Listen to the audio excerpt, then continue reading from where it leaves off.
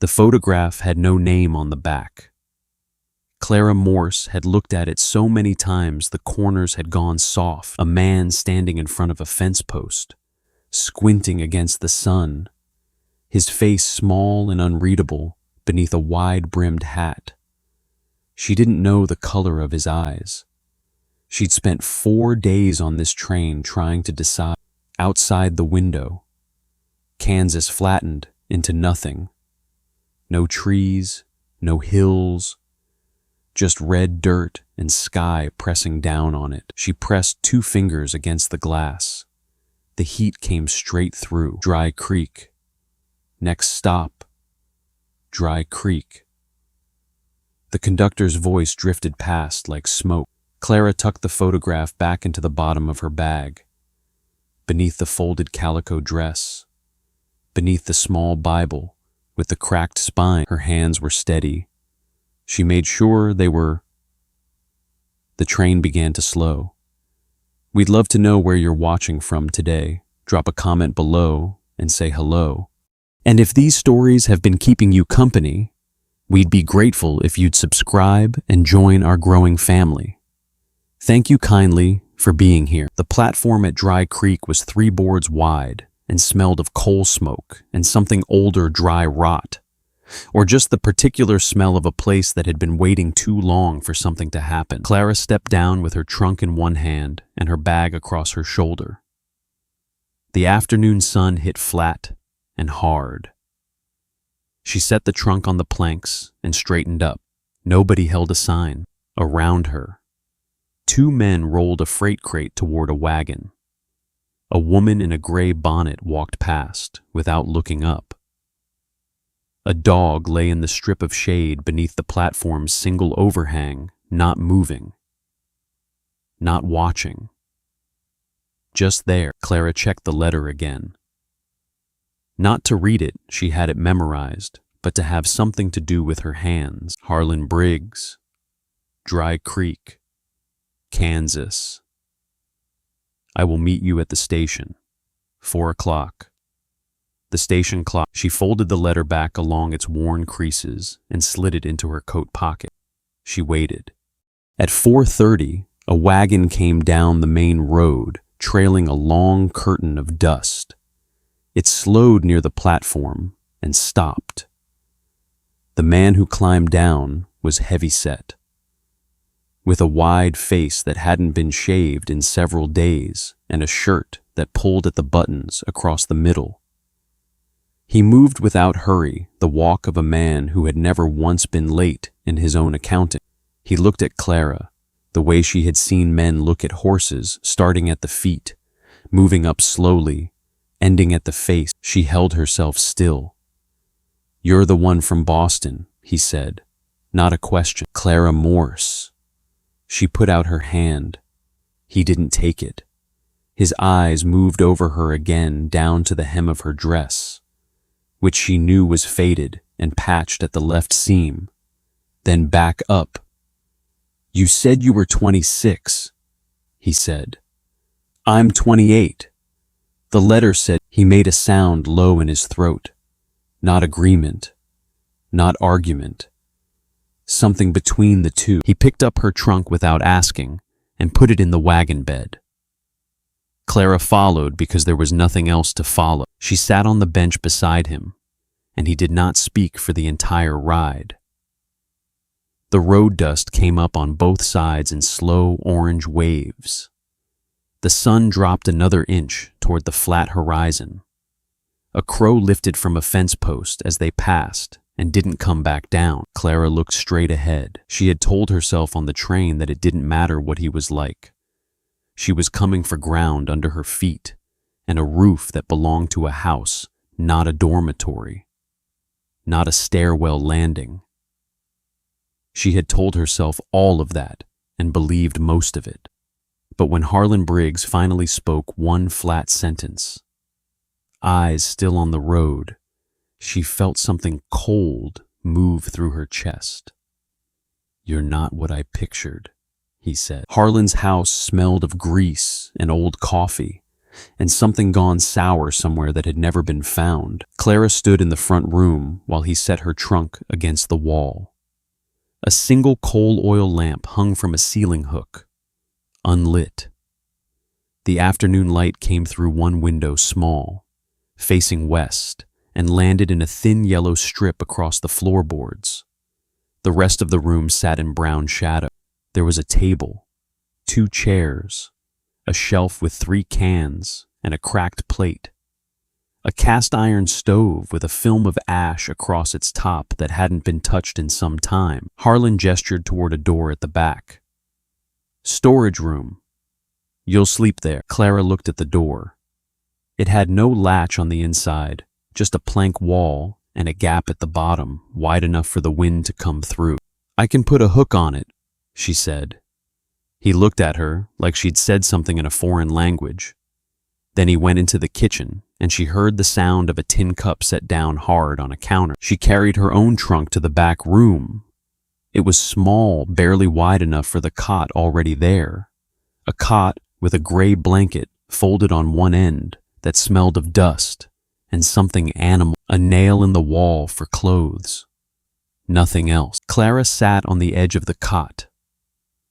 The rope springs shifted and groaned beneath her. She put her bag on her lap and kept her hands flat on top of it. Dinner was salt pork, beans from a can, and bread made some days before.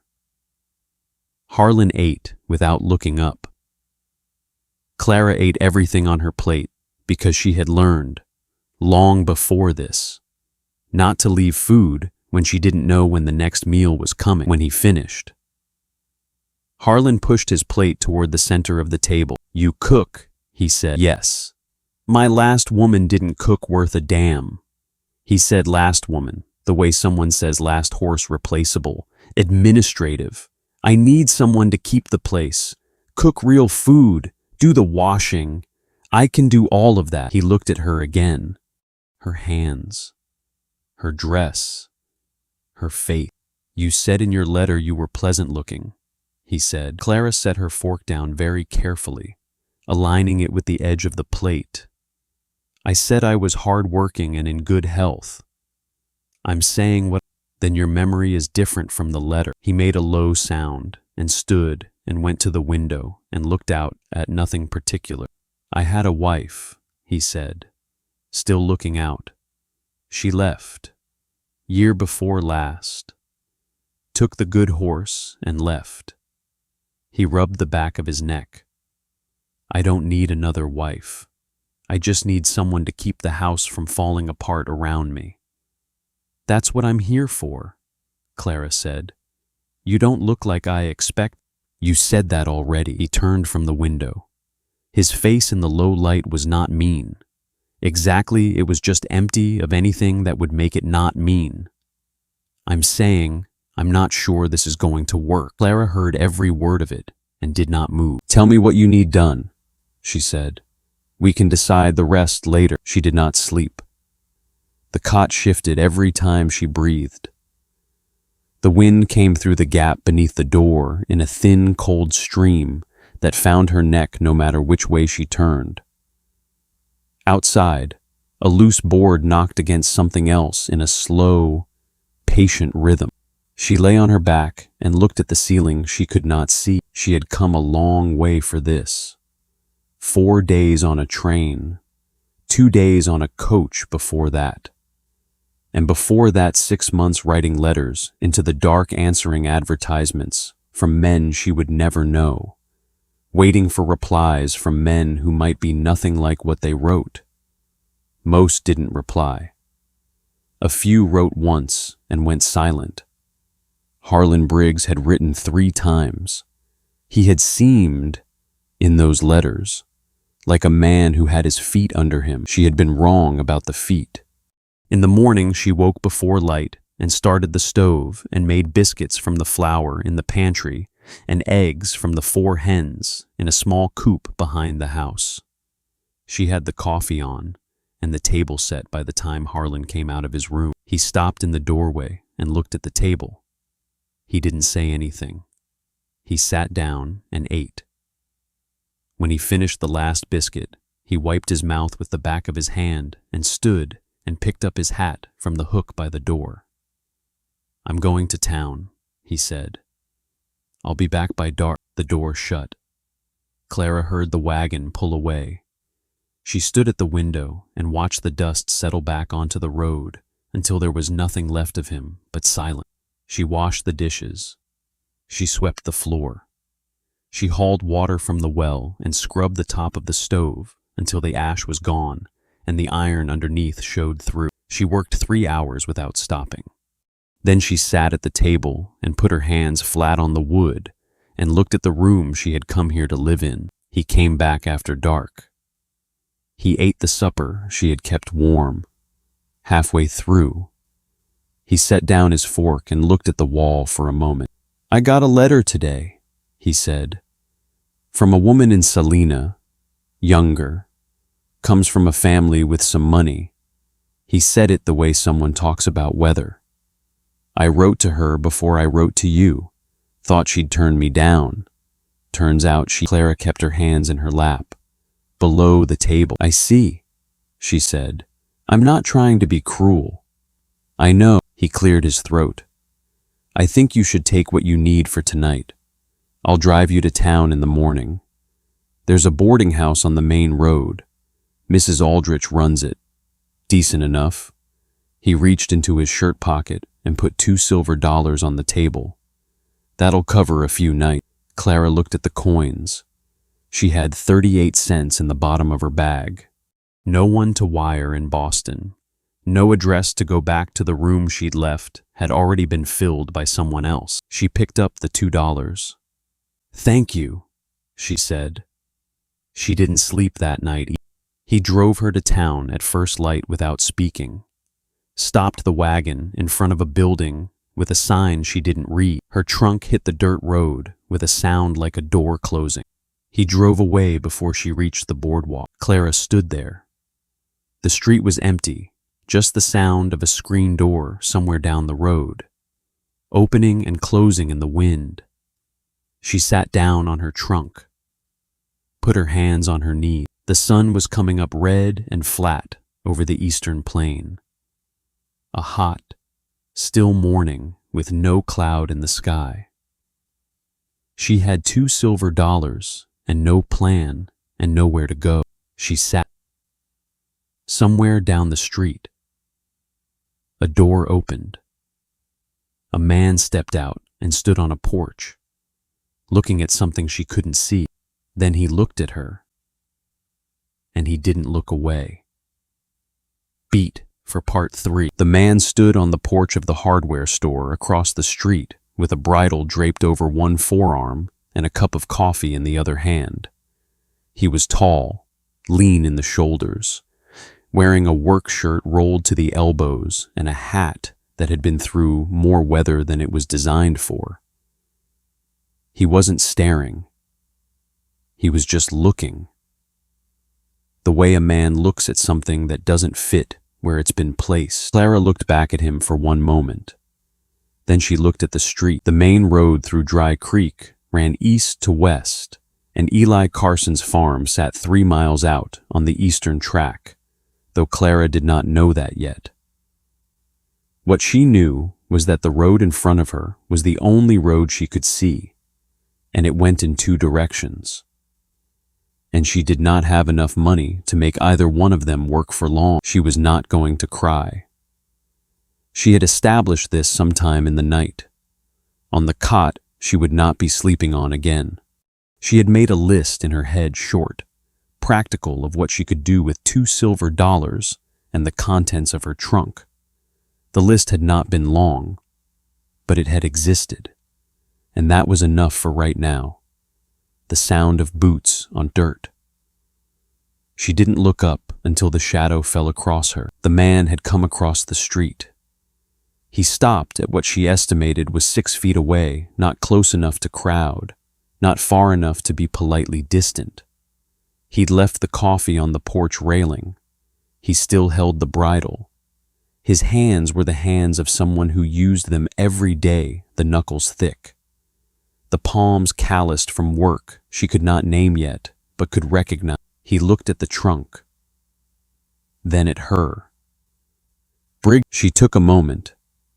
He nodded once, like that confirmed something he'd already known. How long were you there? One night. He shifted his weight, glanced down the road in the direction Harlan's wagon had gone, then back at her. He didn't ask anything else about it. This was the road he traveled every time he came into town, the only road east from Dry Creek. The one that passed the cottonwood stand at the half-mile mark, where the dust settled different in the morning than it did at noon.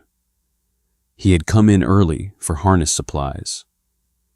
He had seen the woman sitting on the trunk the moment he stepped onto the porch.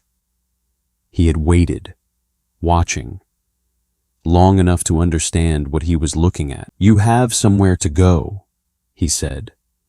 I'm working. He looked at the trunk again. A trunk that size, for a woman traveling alone, meant everything she owned was in it. I've got a place, he said. 3 miles east. I need someone to cook and keep the house. He said it the same flat way he'd say, I need someone to reshoe that mare, not unkind, just accurate.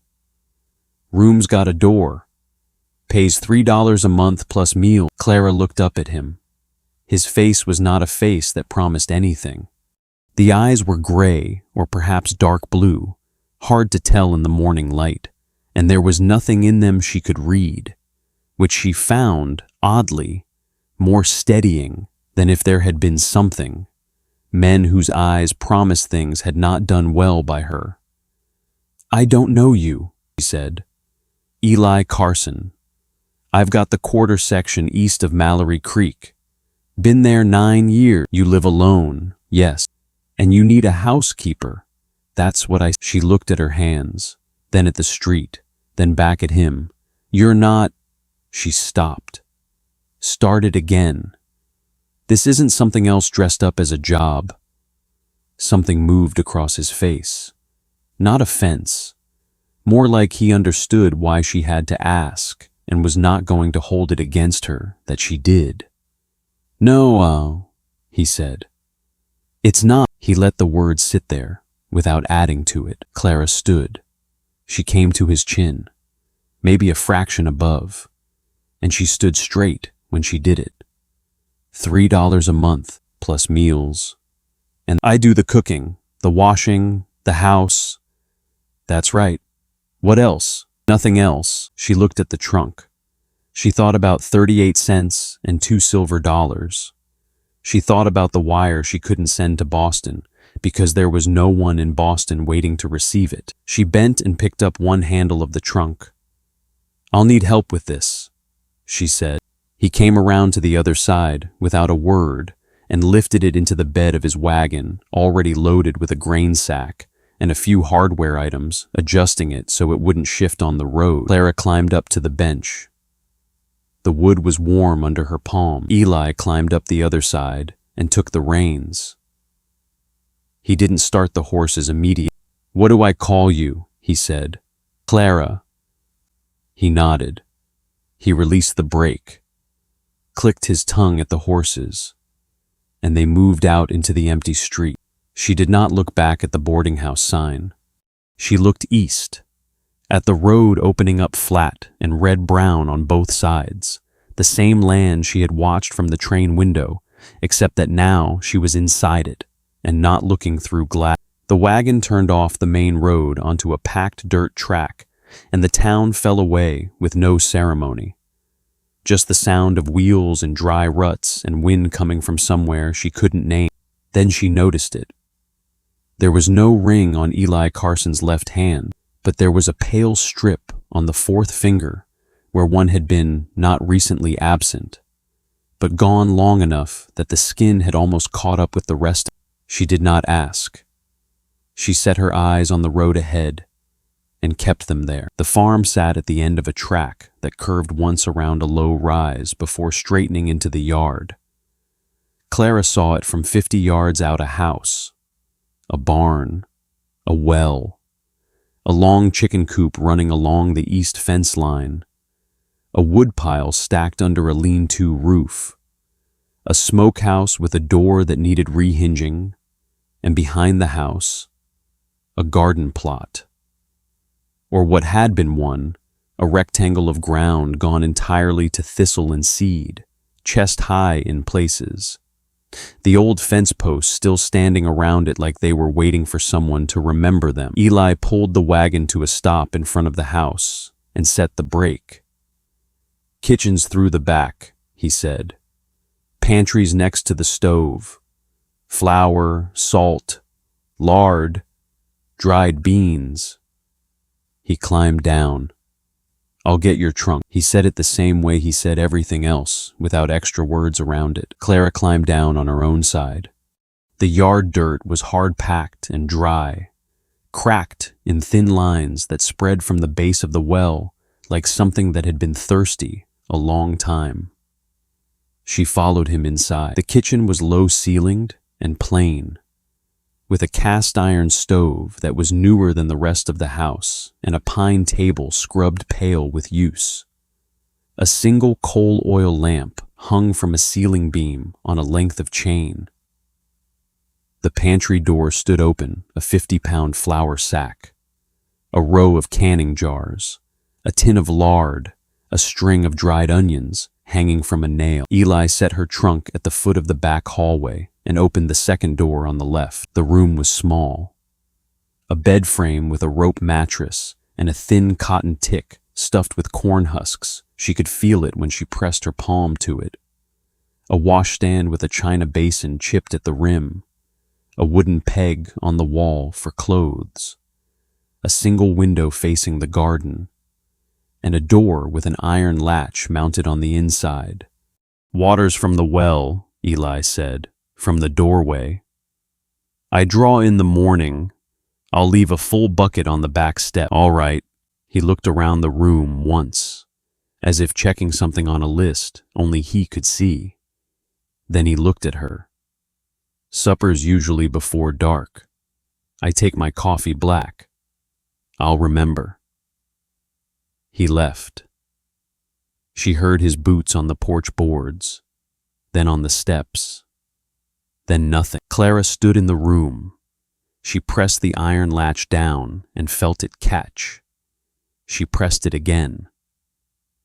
Then she turned to the window and looked out at the ruined garden, the thistle crowding up against the old fence posts, the pale Kansas sky going white and hot above it all. She made lunch from what was in the pantry, beans and cornbread, coffee on the back of the stove, and left Eli's portion covered before she went outside. She took the flat-headed hoe from a nail on the barn wall.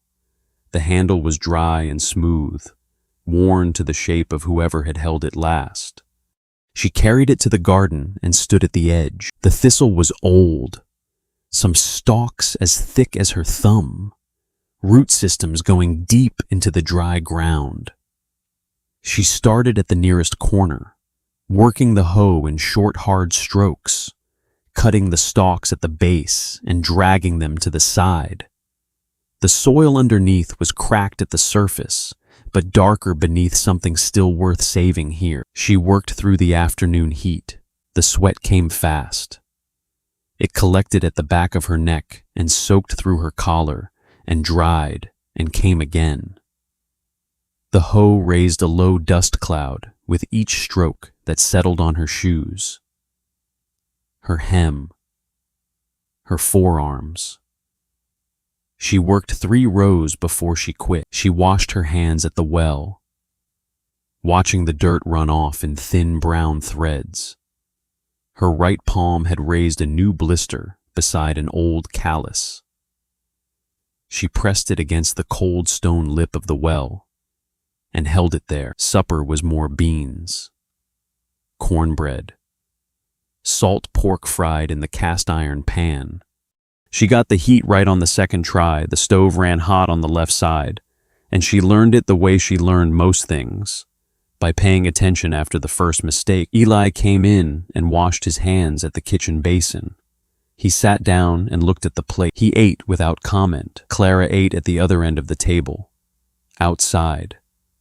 The wind had come up and was pushing at a loose shutter on the far side of the house, knocking it in a slow, irregular beat against the siding. Halfway through the meal, Eli looked up. "You started on the garden," he said. "The corner rose. I'll do more tomorrow." He looked back at his plate. "Hasn't been touched in 2 years. The soil's still good underneath. Just needs clearing." He didn't answer. He cut a piece of salt pork, chewed it, swallowed. Clara refilled his coffee without being asked. He didn't thank her, but he picked up the cup. The next morning, she found a small cloth bag on the back porch step. Inside, a handful of dried squash seeds and a paper twist of tomato seeds.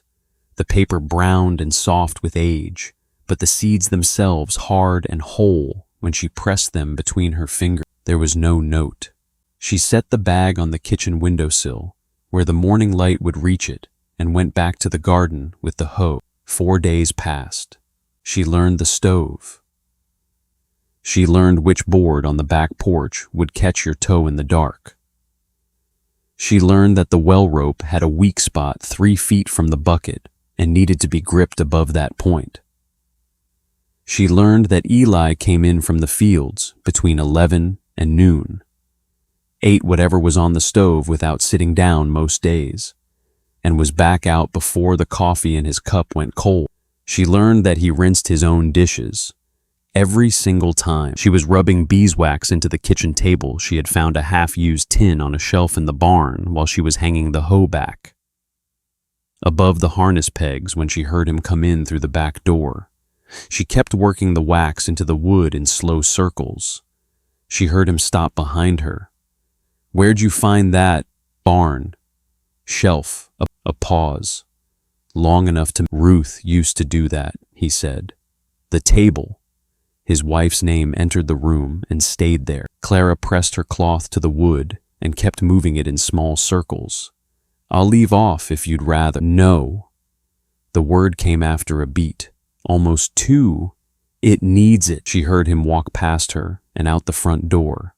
The screen door tapped shut. She sat with the wax cloth in her hand, the smell of beeswax and dry pine rising around her, and she did not move for a moment. "Ruth." One word, said in the flat voice of someone who had held it back so many times. The word had worn smooth in his mouth. She turned back to the table and worked the wax into the far corner, the driest section. And when she was done, she sat back and looked at what she had done. Still plain, still scarred in places from years of use, but fed. That evening, hanging laundry on the line strung between the house corner and the nearest fence post, she noticed something she had not seen before. The window of the front room. Eli's room had its curtain pulled back and nodded to one side, not pushed aside casually, deliberately tied, so the view through the glass was fully open. She had washed and rehung that curtain 4 days ago. She had put it back the way she found it drawn to the center. He had moved it. She smoothed a work shirt flat on the line and reached for the next piece. The evening light went long and gold across the yard. A meadowlark somewhere past the fence sang 3 notes and stopped. She did not let herself look at the window again, but the question was already there, quiet and specific. The way questions are when you already half know the answer and aren't sure yet whether you want the other half. See out toward what the garden was in that direction. The 3 cleared rows and the beginning of the 4th. The small stakes she'd set at the row ends to mark where she had stopped. She clipped the last piece to the line, picked up the empty basket, and walked back toward the house without looking back. But her hand, when she set the basket down on the porch step, was not quite steady. The rain came in the night and was still falling by morning, not the hard sweeping kind that crosses the plains and moves on, but the steady gray patient kind that settles in and makes itself at home. Clara stood at the kitchen window with her coffee and watched it come down on the garden. The cleared rows had gone dark with moisture. The soil was drinking. She could almost see it pulling the water in. Eli did not go out to the field. She heard him in the barn for a while, the sound of tools moving, leather being worked, and then he came in through the back door, hung his hat on the peg by the door, and sat down at the kitchen table with an old saddle he dragged in from the tack room. The leather was cracked along the seat and pulling away from the skirt on the left side. He set it across the back of a chair and began working a piece of latigo through one of the D-rings. Clara started on the front window curtain. The heading had come loose, the fabric itself was sound, but the stitching had rotted at the fold, and the curtain hung crooked when drawn. She brought her sewing basket to the table and sat at the far end and threaded her needle. For an hour, neither of them spoke. The rain on the roof was a low, continuous sound, not loud, but present the way a river is present. Something you stop noticing, and then suddenly notice again. The lamp hung between them on its chain, lit against the gray window light. The smell of coal oil and saddle leather and rain-wet air from outside mixed into something that wasn't unpleasant. Eli pulled the latigo through again and tested the tension. "You from the city itself," he said. "Boston." Clara looked up from her needle. He was not looking at her. He was looking at the D-ring, working the leather back and forth through his fingers. "Grew up in it," she said. "An orphanage on Tremont Street. Then domestic work. 7 years in 3 different houses. Long time. It was steady. But you left. The last family moved to Philadelphia. They didn't need to bring staff." She returned to her needle. "And I was nearly 30, and I thought it was time." Time for what? She found she didn't have a short answer for that. She stitched through once, pulled the thread straight, stitched through again. "Something that was mine," she said finally. "Even just a little." He didn't respond right away. He turned the saddle and examined the right side. The sound of the rain shifted slightly heavier for a moment against the tin of the lean-to outside, then settling back to its regular, steady pitch. "Where'd you grow up?" she said. "Before here. Missouri, east of Jefferson City. My father had a farm. You have family there still." "Father's gone. Brother's still on the place. Last I heard." He tested the latigo again. "We don't write much." The needle moved through the fabric. In, pull, pull. "What was it like?" she said. "The farm." He looked up then, not at her, but past her, at some point in the middle distance. It lasted only a second. "The soil there was different," he said.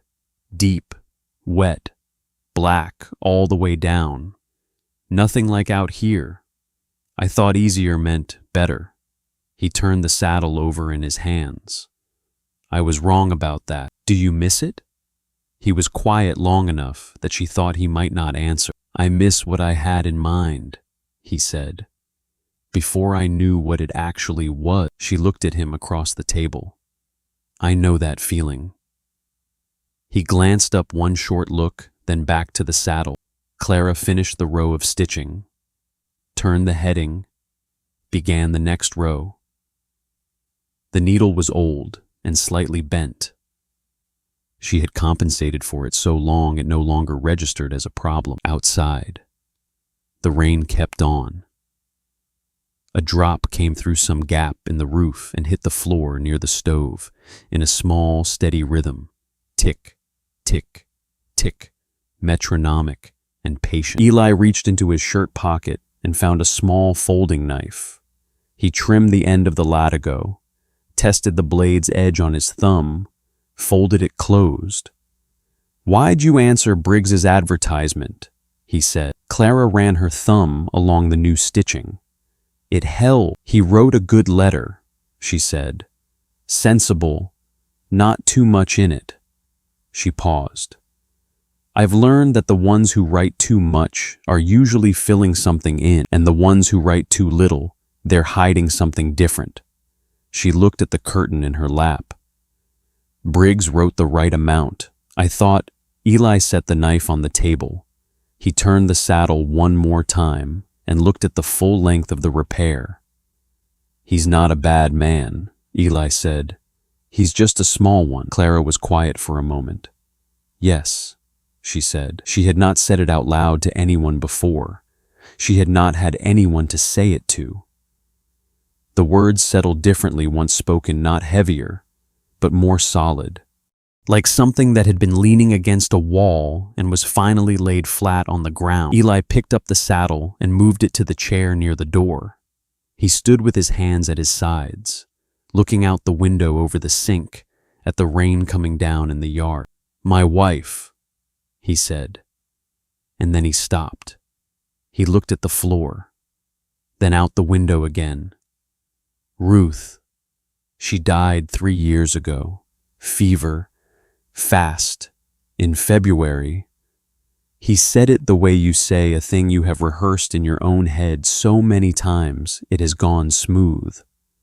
I kept the place because I didn't know what else to do with myself. Still don't. Most days. Clara kept her hands still in her lap. She did not say she was sorry. The word seemed like too small a thing for what he had just placed on the table between them. She looked at his profile, the line of his jaw, the way his eyes stayed fixed on the gray window, and she let the silence hold what it was holding without trying to cover it with something easier. The rain filled the space between them. After a while, Eli pulled out a kitchen chair and sat back down. He didn't pick up the saddle. He put his forearms on the table and looked at the lamp flame. You said something that was yours, he said. Even just a little. What would that look like? For you, it was not quite a question, more like thinking aloud and letting her hear it. Clara turned the curtain over. The heading was done. She folded the fabric along the hem and started the lower repair, the simpler one, her needle moving slow and even. Ground, she said. Something growing in it. A kitchen I know well enough to work in the dark. She paused. A door with a latch on the inside. She felt him look at her. She kept her eyes on her stitching. You've got the door, I know. She pulled the thread through. I check it every night.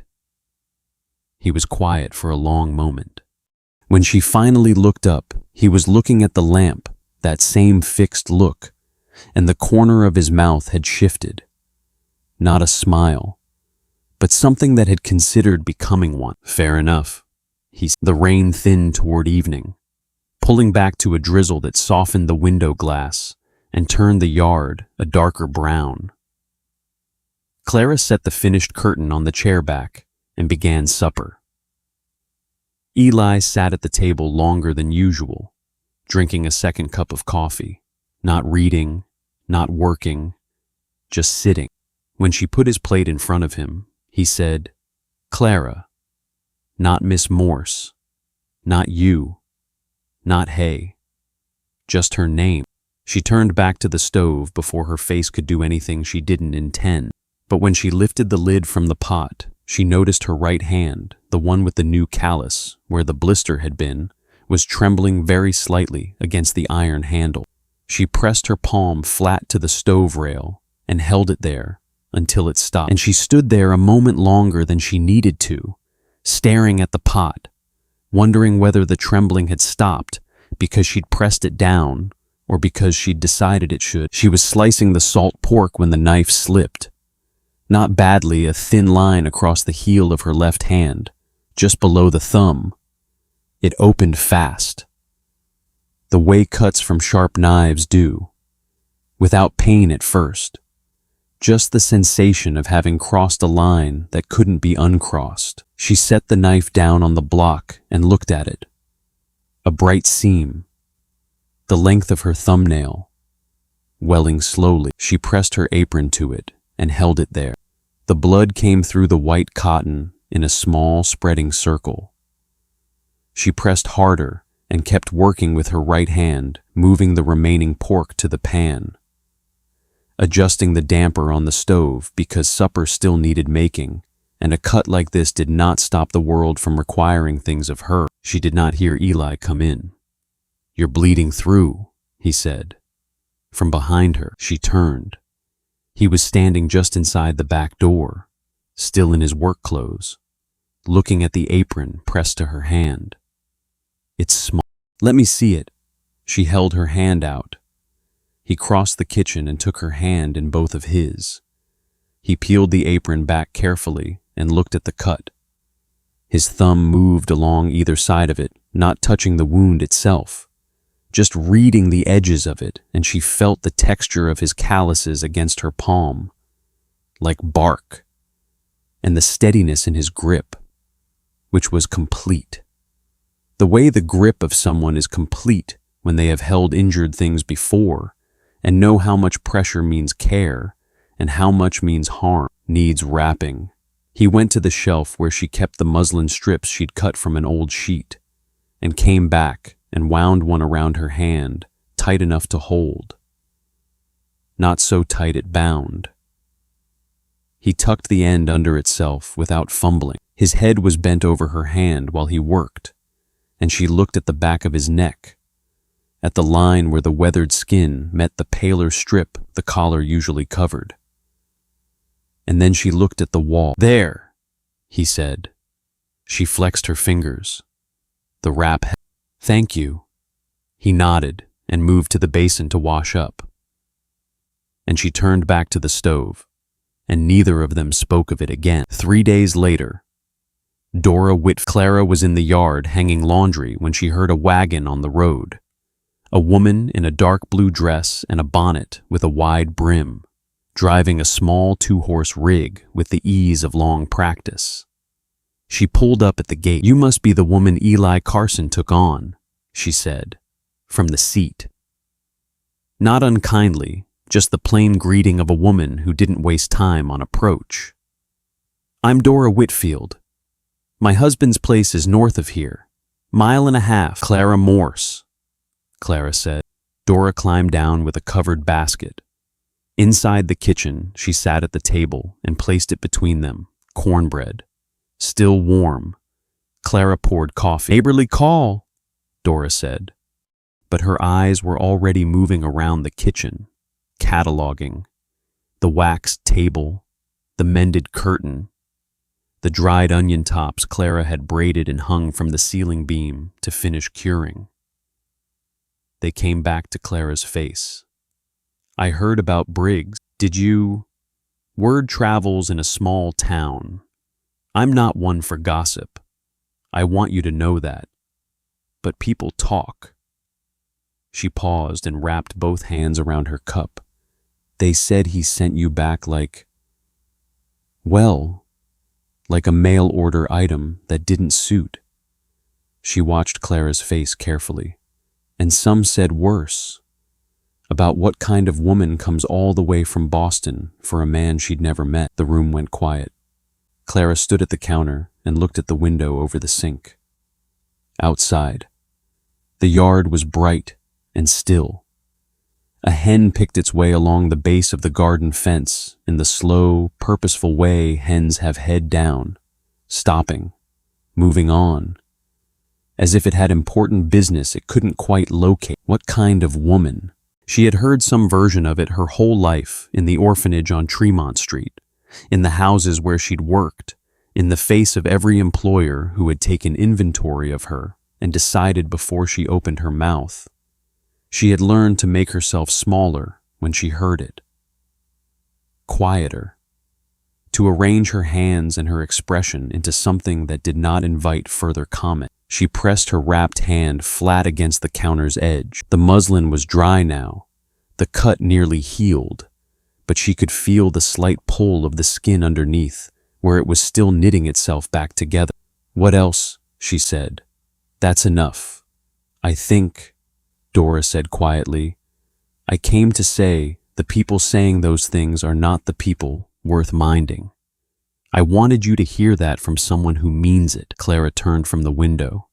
She looked at Dora Whitfield, at the deliberate set of her chin, at the way she had driven 1.5 miles with a basket of cornbread to say something that didn't cost her anything except the willingness to say it, and she understood exactly what kind of woman this was and what it had taken for her to become it.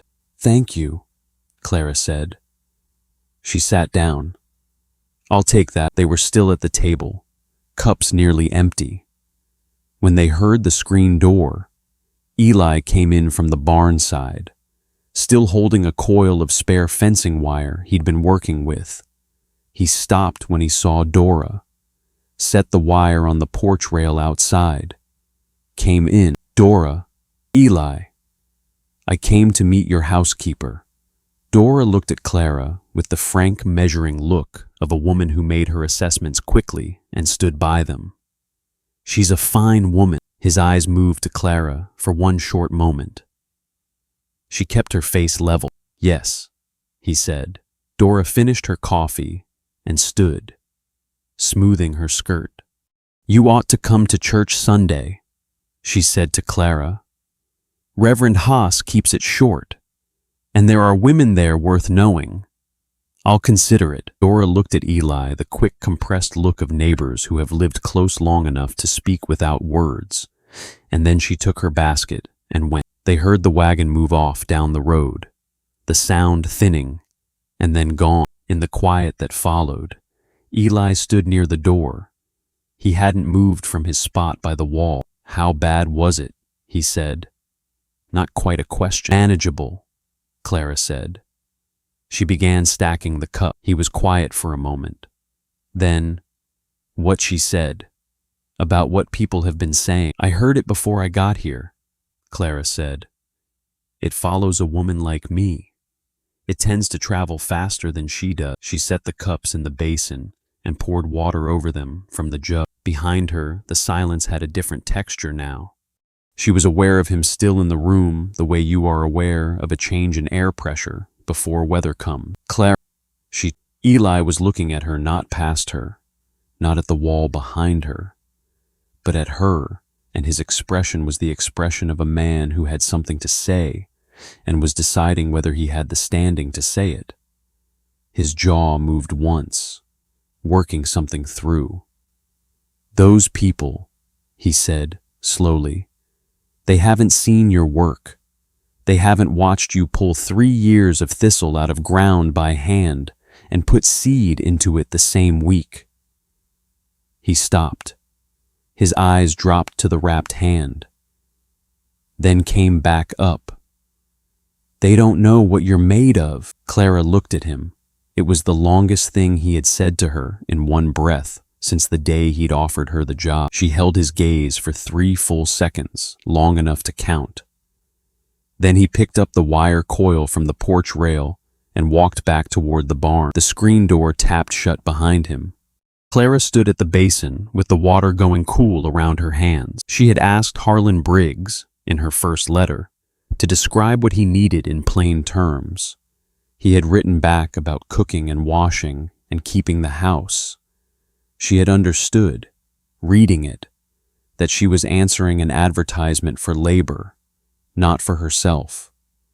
But Eli had just said what you're made of, not what she could do, not what she was worth in practical terms, what she was made of. As if that were a thing he had been paying attention to.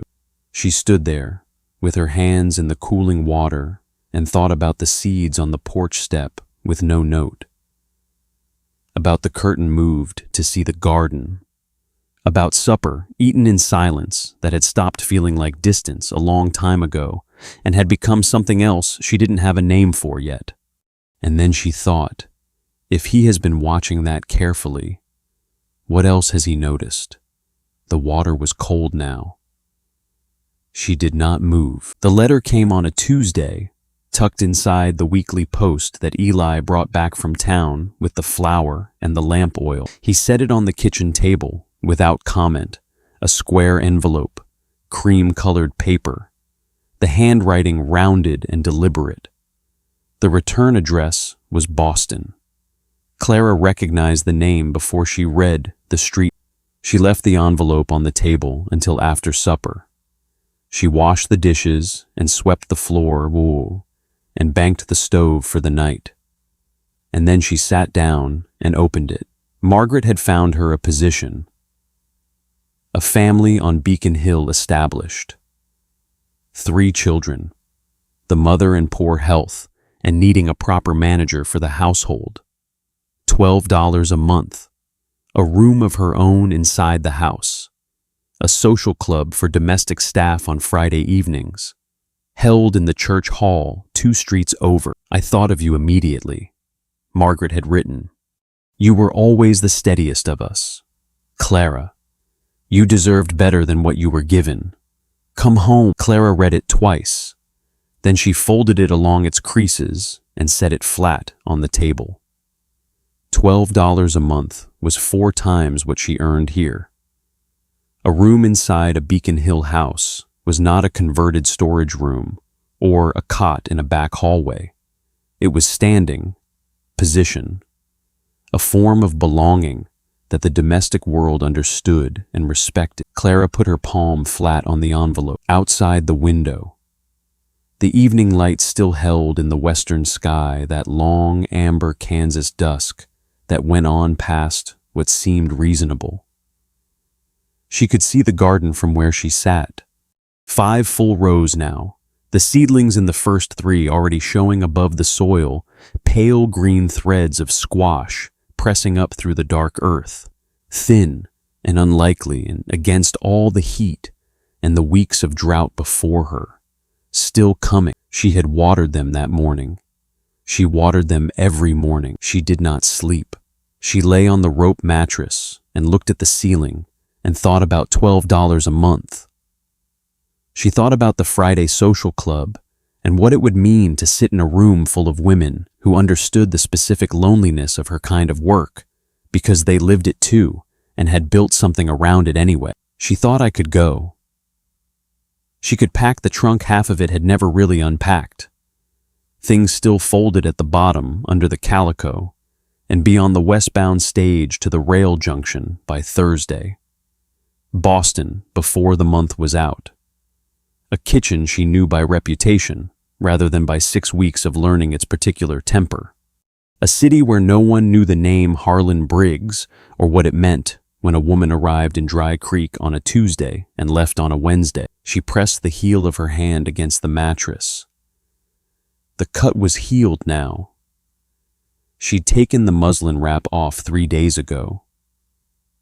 The new skin was still faintly pink at the center, still slightly tighter than the skin around it.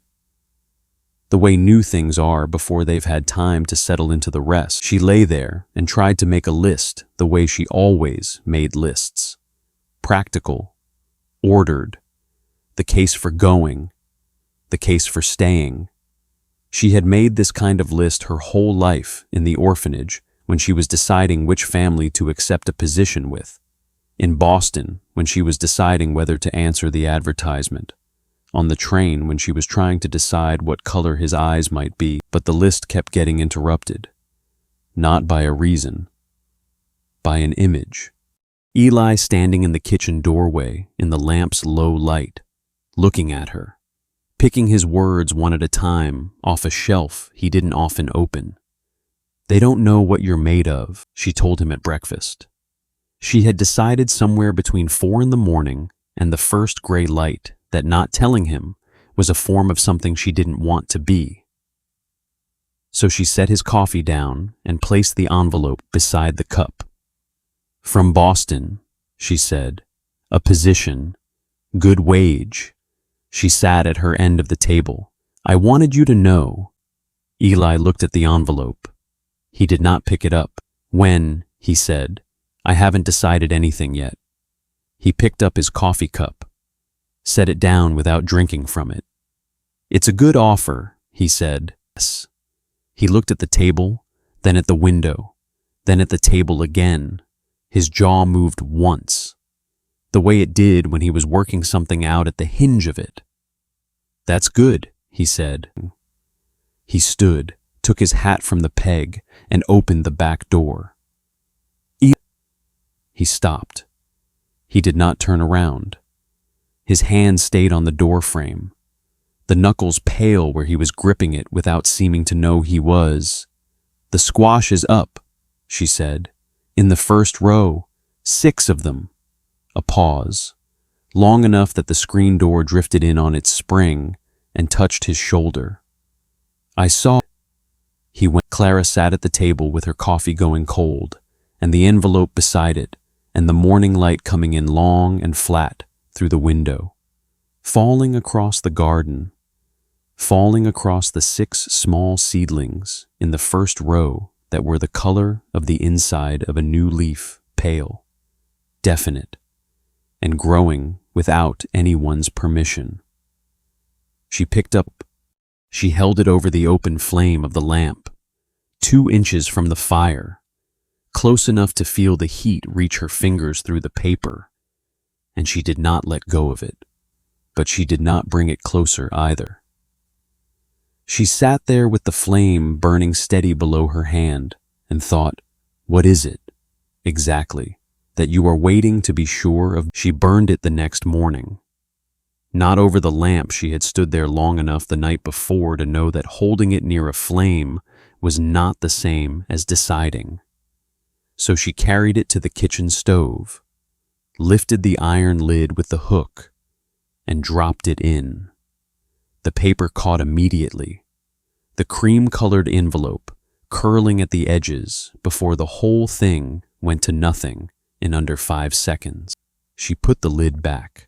She stood at the stove and let the smell of it burning paper, faintly sweet, mixing with the coffee smell and the coal smoke and all the other smells that had become in 6 weeks simply the smell of this kitchen in the morning, move past her. She poured 2 cups of coffee and set Eli's on the back of the stove to stay warm.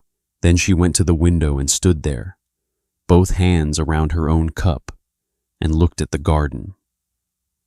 The 6 seedlings in the first row had grown another inch in the last 4 days. They were starting to look less like accidents and more like intentions. Beside them, in the second and third rows, the later plantings were just beginning to show thin threads of green, barely visible against the dark soil. But there, she rinsed her cup, dried her hands, looked out the window one more time. Eli was in the yard, working the harness onto the near horse. The wagon was already loaded a grain sack, 2 empty canning jars for returning, a broken piece of hardware wrapped in cloth. He was going to town. She pushed open the back door. "I'll come with you." He looked up from the harness, a look that didn't ask why, didn't offer anything, just received the information. "All right," he said. She climbed up to the bench while he finished with the traces. The morning was already warm, the sun low but pushing hard. The yard and garden and all the pale Kansas distance lit in that flat, bright way that made everything look both closer and more exposed than it really was. Eli climbed up the other side, and they moved out of the yard and down the track toward the main road, in town. Clara went to the dry goods store for thread and a length of unbleached cotton she'd been planning to use to make a second work apron. The woman behind the counter was friendly and quick and asked no questions. Eli went to the grain merchant and the hardware store. They met back at the wagon without arranging it, both arriving at the same moment from opposite directions. Dora Whitfield was crossing the street toward them. She slowed when she saw Clara, looked at the parcel under her arm, looked at the wagon, and something in her face settled into quiet satisfaction. "You came to town."